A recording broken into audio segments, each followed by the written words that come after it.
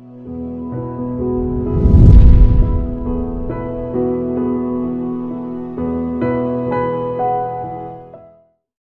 to the symposium, Spiritist Conversation.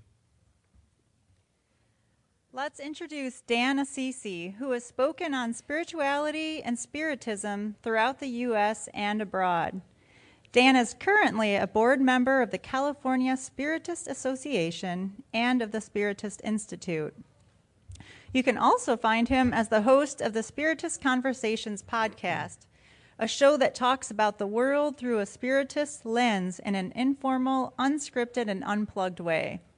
This is the exact format Dan will bring us today and 4 other guests who will chat about why we should change. Let's welcome Dan to tell us a little bit more and start the Spiritist conversation. Welcome, everyone. How are you doing? Well, it's a pleasure to be here. We are honored to have the invitation from the United States Spiritist Federation. The Spiritist Symposium is one of my favorite events. Thank you so much. We are very excited about what we have in store, and we hope that you're going to like this new format of ours too. It's really more of an informal way. You heard it. It's about people getting together, talking about things from a Spiritist lens in an informal and unscripted way. Today's topic is, why should we change? We heard all these wonderful things this morning, many wonderful talks and lectures, and now we hope to have a conversation about why should we do any of that stuff? How? But the good thing about the show is that I don't have the answers. I ask smart people to have the answers from us. So I want to ask you to help me welcome our first guest, Heather Bolek-Fonseca.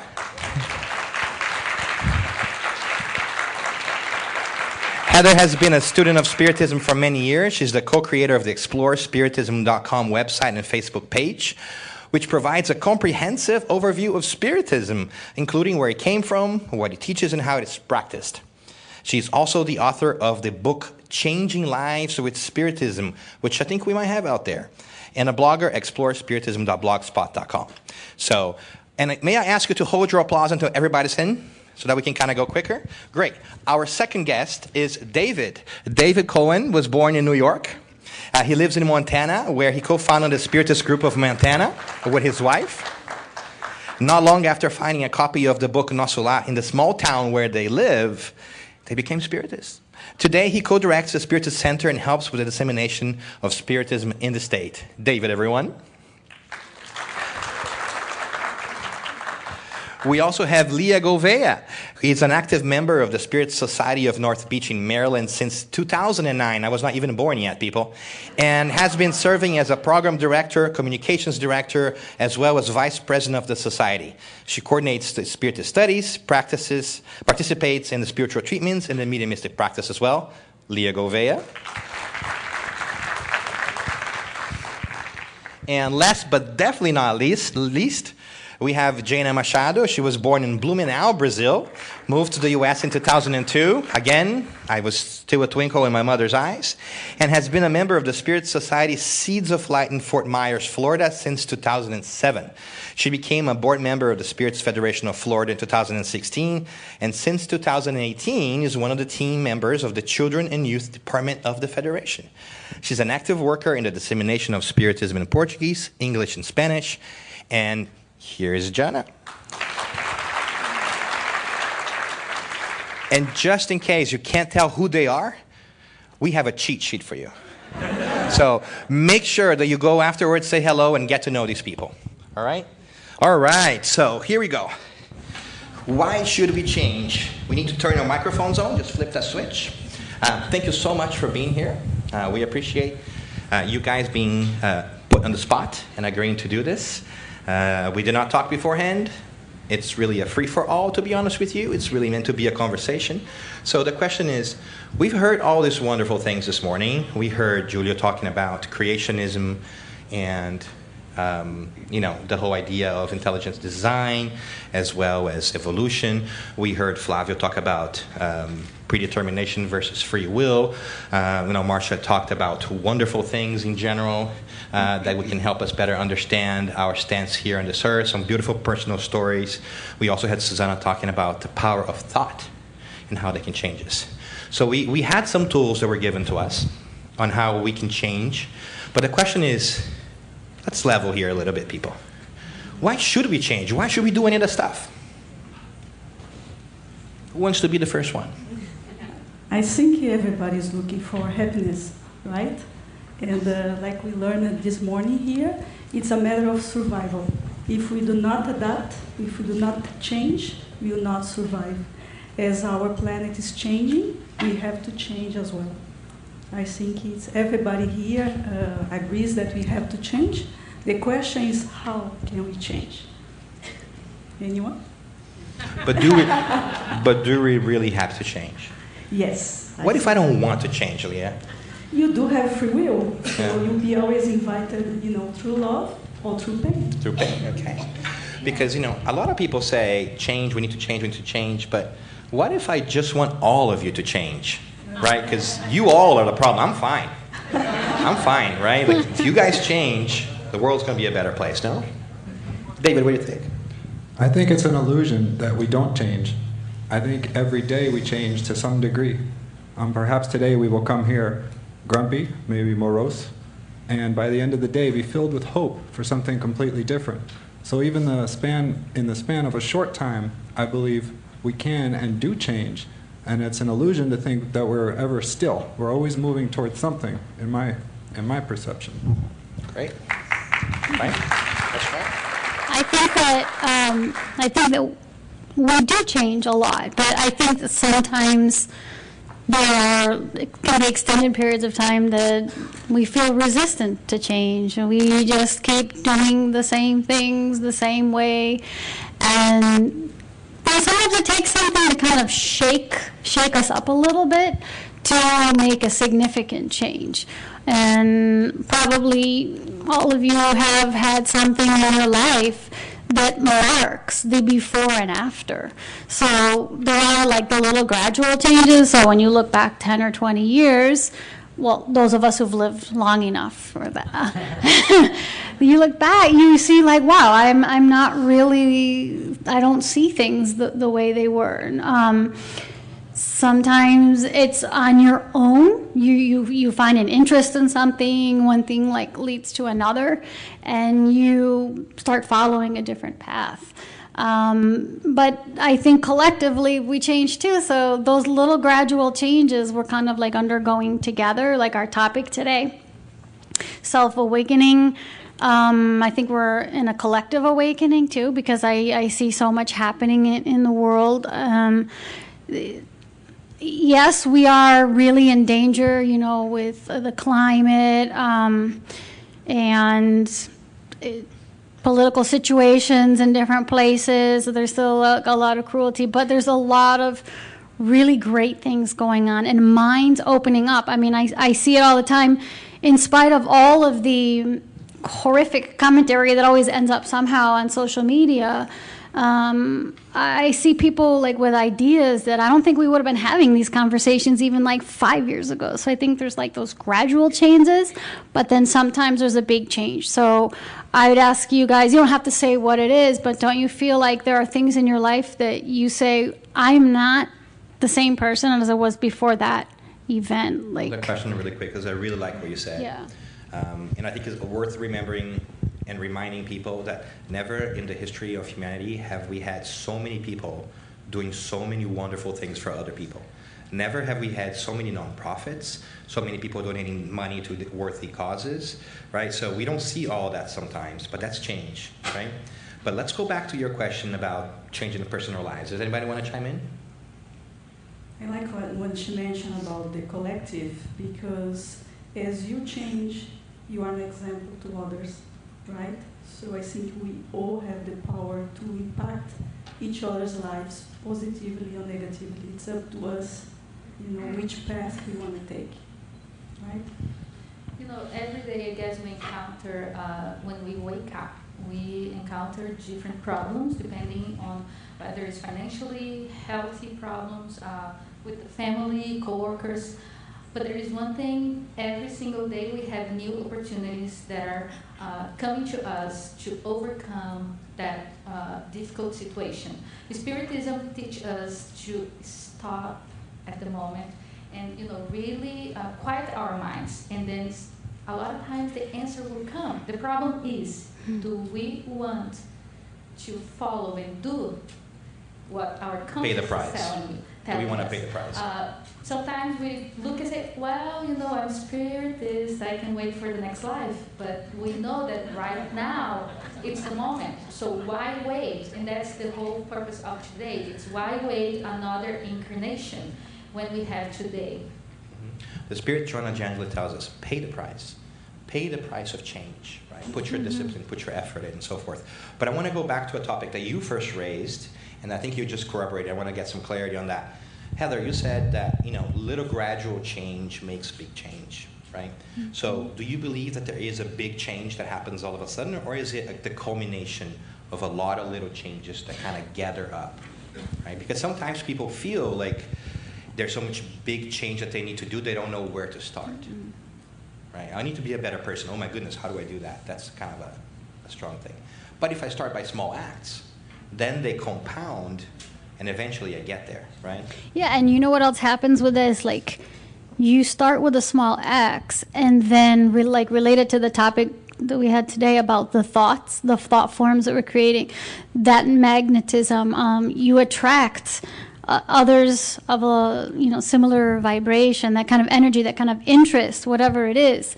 And that's where, like, okay, you started with one small thing, but now you met this person and that person, and they're interested in that too. You get involved with it, and then you build something bigger. And so, I mean, what I was trying to say, Dan, is like, there are the little changes, and then every once in a while, there's those big changes that come up. Sometimes those big things are necessary when we're in too much of a prolonged period of resistance. Like you said, do we have to change? Well, I mean, you can just resist and not be willing to change, but something's gonna come along and push you, because that's where we're all going. I think. So, yeah. About little changes. I'm going to put David on the spot here because he volunteered that in his bio, and he can't say no because he's in front of people. So one wonderful thing that we learned about David today was that he came in contact with Spiritism through a small act of happenstance. He came in contact with a book, right? And then that had some big effects. Is that right? You don't need to tell the whole story, but is that how he went? The truth is, my wife found the book, and at first I was like, what's this book? You know, why are you reading it so much every night? But once I invested in reading a few pages, that change happened quick. My willingness to invest more of my precious time in this study went way up, and so did my willingness. It kept going. And what was that book, David? No Solar. There you go. Good one. It's a good one. I keep going. If you want to, you want to get excited. Yeah, this is good. Go for it. So, the flow of this event. Want a second mic? I've never done that before. First time for everything. But the flow of today has been so impactful on myself and everyone I've talked to, that each speaker, the concepts flow into the next and fill our hearts and our minds, and we feel this energy moving. And so I want to draw off something that's been stirring in me since Susanna spoke about the power of our thoughts. And for me, upon opening myself to Spiritism, I learned that I could no longer hide in this realm where I believed my thoughts were only for me. That this was my private little lair, that I could go do whatever I want, and I did, without any consequence or effect on anyone else. Spiritism showed me that was completely 100% false, that every single one of my thoughts affects far more than I'm even currently aware of. And through different exchanges, not only with my wife, who's aware of maybe all of my thoughts, but other people, I'll share a personal moment. I was in a meeting talking to someone, and during the previous weeks, I'd been struggling with some pain in my mouth. And the person I was speaking to I'd never spoken to about this pain in my mouth. And this was a deeply suffering man sharing about his experience. And here I am, you know, working on being the fraternally good person. And he said, why should I listen to you? A little thing happens in your mouth and your whole mind is occupied with this. And it was a big shock that let me know, okay, I cannot hide anymore. And so Spiritism gave me that blessing. It hurt in the moment, but I believe it hurt all those around me more, pretending I'm listening, where meanwhile I'm, you know, poking at my tooth. And so it showed me that this is for real. You know, this isn't just some, you know, charade we do, but every thought we think, every thought we choose to think, because it is a choose, and we can change our mind. And so this all came together for me more so today after hearing everyone and feeling everyone. So what a blessing to be participating in this study and this teaching, which teaches us how to change. You nailed it. I think Spiritism is about change. The end goal is change, right? Well done. So I want to do a Spirit's Book Geek Out moment where I bring question 132, which is one of my favorite questions in the Spirit's Book, and it talks about basically what's the purpose and the meaning of life, right? It's basically what they're asking for. And they said two parts, right? The first part's like to evolve, to grow, and all the things that make sense to us. I think that once you hit the spiritual path, you kind of feel like, oh, I need to grow, I need to be better, right? But what really got me when I read it for the first time, and still today, was the second part. And it goes back and it says, you know, there's like a follow-up, and you also have to play your part in the creation, right? So there is a responsibility, not just with ourselves, but with others. And that was like a, you know, a slap on my face. And because here you are, here I am thinking about, oh, I need to be a better person, I'm going to work on this. Forgetting a small parcel of the universe, right? Which everything else other than me, right? Which is pretty big. So I love that you bring that up. And I think you've also brought that one up before, right? We don't change just for ourselves. We change for and with others. Right?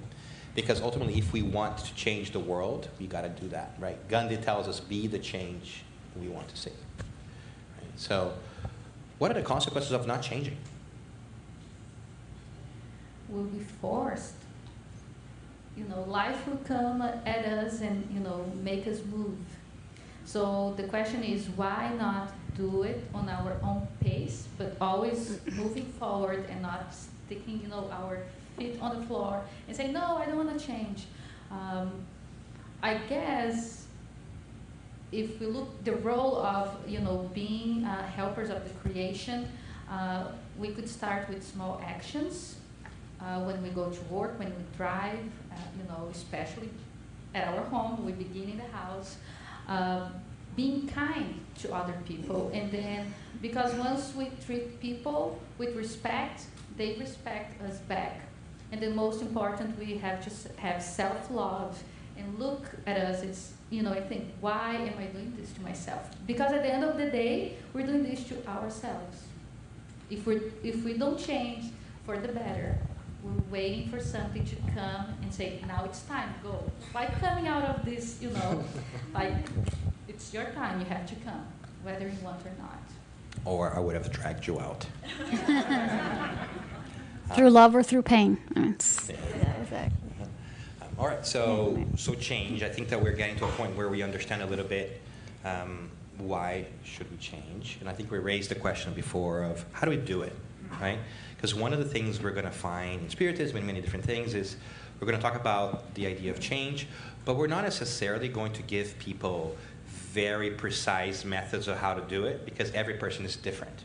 So every person has a different approach to things. That's why we don't find in Spiritism something like, you know, in the morning, open your mouth 3 times, jump on the left foot, turn twice, you know, look up, and you're going to be a good person, right? There's no formulaic things, because it's up to us to find out, because we come from different backgrounds, different experiences.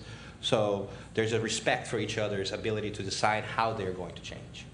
Is there a way or a method or a thing that helps you change? Like, what is your technique, or how often do you think about change? Like, what helps you change, I guess the question is. Discomfort.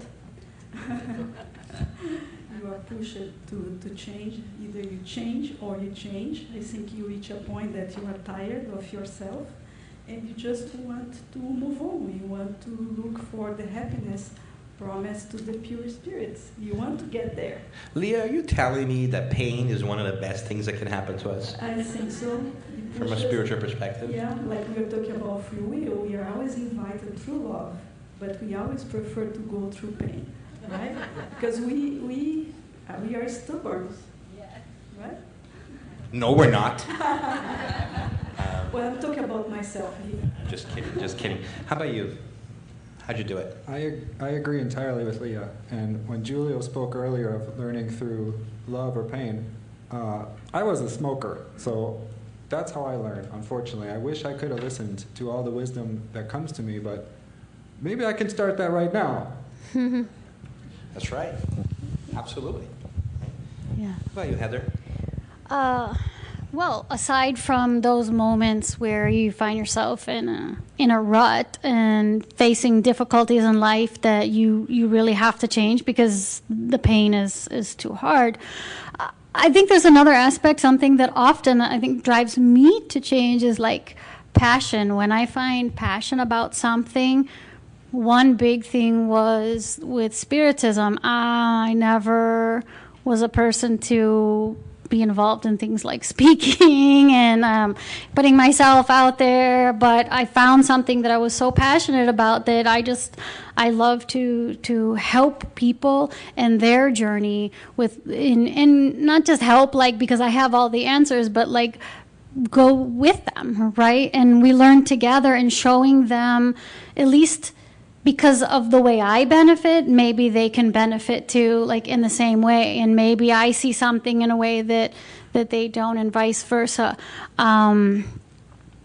Environmental concerns, for example, always, I grew up kind of having that kind of mindset of taking care of the environment. I did a degree in my underdegree about that, and now I see like so much going on, and I've felt, and this was a situation of like gradual change. So just trying to reduce our footprint, our impact, but more and more lately, like, and because of just trying to do that purposefully, then you start realizing the beauty of simplicity, the beauty of kind of minimalism or things like that. And I wasn't looking for that, but it made me really, then from there I went to like a next step of just focusing on the simple things in life and combining that with my reflections in Spiritism, like the idea of gratitude, like we heard today, you know, not focusing on what you don't have, but focusing on what you do have. And so those are like little things. Passion about the people I love. So sometimes going through change is driven by not even, you know, your own struggles, but someone that you are that you care about that's struggling, and so you find ways to try to help them and do things better or do things differently, right? So yeah. I don't know. It's like good. I was thinking. Did you see how that worked? That was great. I just blinked to her and she picked up the mic. It's like magic. Thank you, Jana. Appreciate it. You're welcome. Transmission of thought. Yes. Well, I was, you know, when you asked, you know, what forces you to, change, the first thing that came to my mind was my husband. And then I thought, well, Leah was talking, and then I was like, no. And then I remembered about what Susanna said, so don't judge the thought. And then I'm thinking, yes, my husband is the person that really pushes me to be the greatest person I can. He's the one who sees all my flaws, and not always, I would say, you know, maybe a lot of time I take for granted. But yes, he is one person that shows me. And having Spiritism, then it makes it a little more difficult in a way that now I know what I have to do. Because I can't say I don't. When you don't know, you have the excuse, I didn't know about it. But knowing Spiritism, I know what's best, what I should be doing. And coming, you know, to this symposium was actually, this whole week was a preparation. Now I see the ending, which is, you know, the light at the end of the tunnel. And there was a day this week that I woke up and I was so miserable, and then I thought I have to work all day. How am I going to do this? You know, I have to work. I have to go to the Spiritist Center later. I have to cook. I have to do laundry. And so I have in my closet, I bought it at dollar store, you know, a few years ago, like a prayer thing. This program not sponsored by the dollar store. Thank God they didn't say the name of the store, right? And then I was, you know, getting ready to go to work, and then I thought, you know, through prayer, that's the point I want to make. You know, through prayer, we can really go back on the pathway, on the right pathway. So I was making a prayer, and then when I walk in my closet, I see a prayer that I have in my closet that I simply ignore every single day. It's there. And then, you know, it's the prayer of the serenity, which says, you know, God grant me serenity to accept the things I cannot change, courage to change the things I can, and wisdom to know the difference. So that's why I'm here today, because through that prayer, I was able to, each problem that came for those 3 days, which it's not long, but it's a lot, and I'm here. So through prayer, I would say, tuning in with our guardian angel, they can help us. If we don't know how to get back in track, pray, ask, they will come. That is wonderful advice. You know, you're talking, I was reminded of the great philosopher, the Cheshire Cat from Alice in Wonderland. And he has a great sentence that says, if you don't know where you're going, any road will take you there, right? So if you don't know what you want to do, then you can do anything, because what's the matter? You don't know where you're going, right? It's funny, but it's serious at the same time. It's pretty profound and deep. And I love what you said, because prayer lets us recalibrate and breathe, right? When we don't know what to do, we may ask for inspiration and wisdom. And that's a heck of a tool, right? Sometimes all we need to know is what we don't want to do, too, right? Sometimes we don't know what we want to do, but I know that I don't want to do that. And that's the start, right, as well, right? But let's also talk about something that I think is there, and sometimes we don't touch upon it, but why is it so hard to change? Why is it so scary for us to change? Because David said something that I think is pretty powerful, right? We change every single day and we don't realize it, right? Even from a physical perspective, our cells change every single day. In a period of a month, we do not have the same body that we did before, right? Our body changes every single day, different cells and different everything. So we're changing, but we're the same. But so why is it that it's so hard for us to do new things? What holds us back? I can comment. There can be different things that hold us back. One thing is like you're comfortable, right? Even though you may not, I think someone said this today, like even though you may not like the situation, it's what you know. Like you feel comfortable, and then to change, you have to start doing things differently. You have to, sometimes if it's a dramatic or drastic enough change, you have in your mind, you want to do something, but in the moment when you need to take a different course of action or a different behavior or different way of thinking, it's like the emotions and those like, our passions or, our feelings, they start to like rise, and they kind of like give us some resistance. Another thing that comes to mind about changing is like, not only are you comfortable, but the people around you are comfortable because they know who you are, the way you are. And if you start doing something differently, all of a sudden you're going to get a lot of questions. Then you have to start explaining why all of a sudden you're doing this and you weren't. Or if you're, God forbid, doing something that's different from what the crowd is doing. It's hard. Yeah, I mean, you have to explain yourself all the time. And you might lose people along the way. Right? Like, yeah, sometimes I mean, start acting different, and people like, what are you doing? I don't want to be friends with you anymore. It's tough. Yeah, or sometimes other people aren't comfortable with you changing, especially like they see you changing in a way that some level they know that that's a good thing, but like they're not doing it, so they just want you to kind of like keep the status quo collectively, Mm-hmm. So those are some thoughts that come to mind. What do you guys think? You mentioned something very important, because you can lose people along the way, and it's true. And I think this is very hard, because you don't want to lose your dear friends, loved ones, but maybe now you want to follow a different path. And many times they do not understand. And I think many people start doing the same things because of the emotional connections.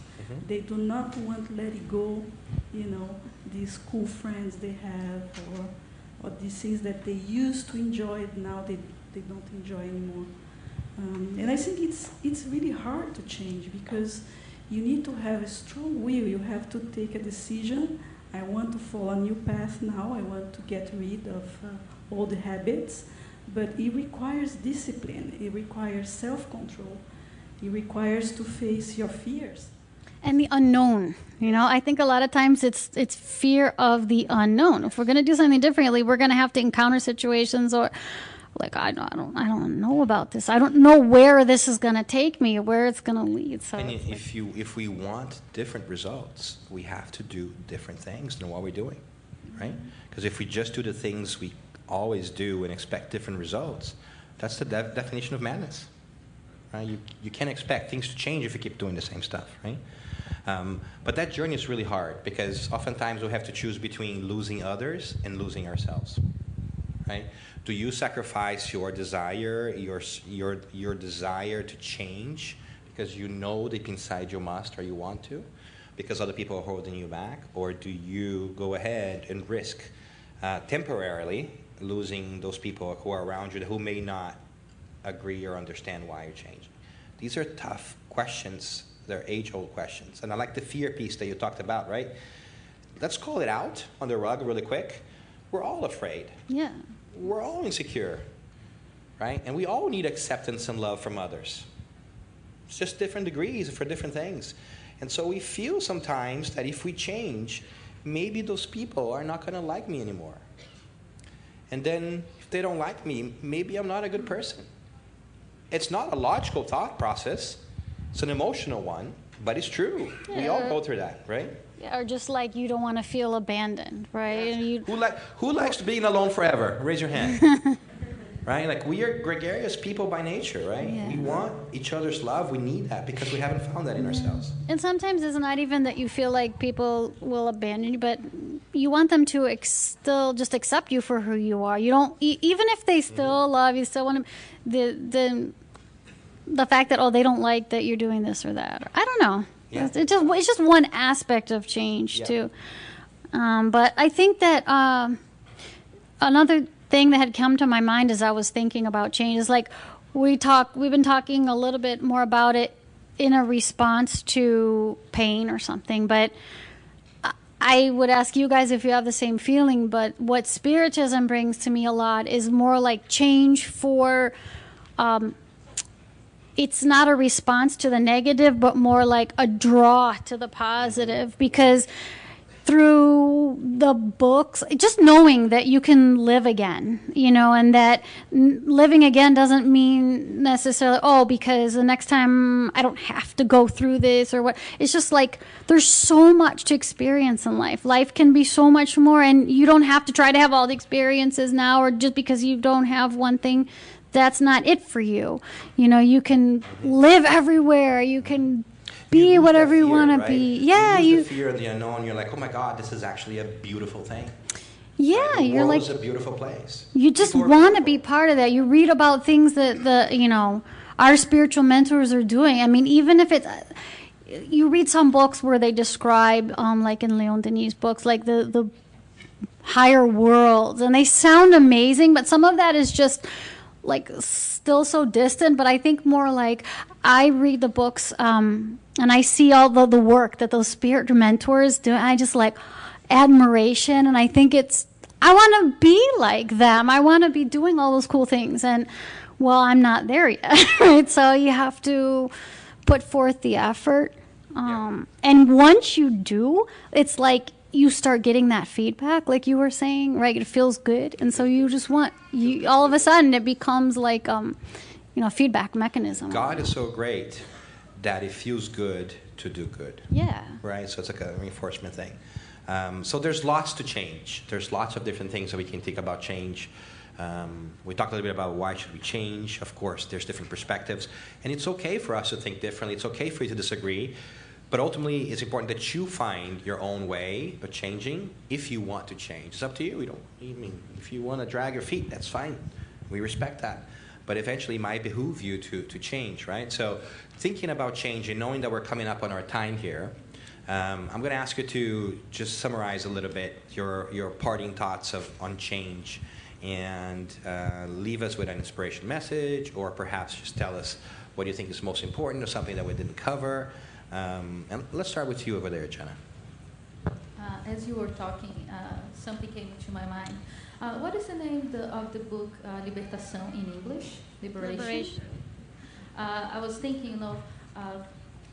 20 seconds or less, Jana. Love.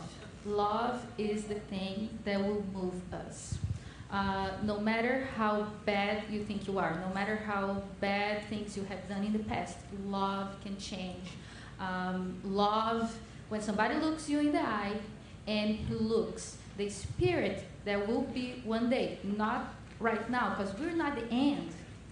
We're living an experience. So when you have a spirit, a person, maybe an elderly lady at the store that gives you a look and that waves the thought, the love.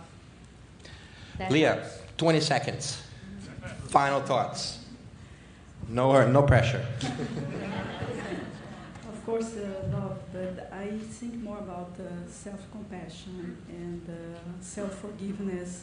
I think we have to recognize we have a past of mistakes, but we have to let it go, any guilt feelings, and look ahead and say, okay, if I was wrong up to now I have in my own hands, I can take this responsibility and change my life and create a better future for me and for others around me. Thank so you. I think it's a hope. Thank you. David.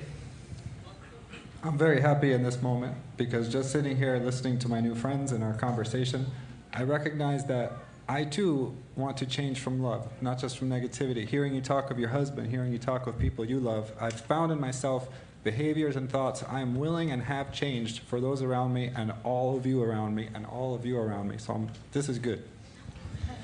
Heather brings us home. I just want to wrap that same thought up and just, go for it, to go toward that change that you're looking for. Use the positive drive. Don't push away, feel pulled. Go ahead. Awesome. There you go, people. Change at your own pace. Don't wait. Make it happen. It will make you happier. Remember, this is a conversation starter. This is not the final word. It's up to you to take this conversation on. Pick it up with your friends, with your foes, with whoever you are, and make that happen, right? So thank you very much. Thanks to all your guests, for our guests over here.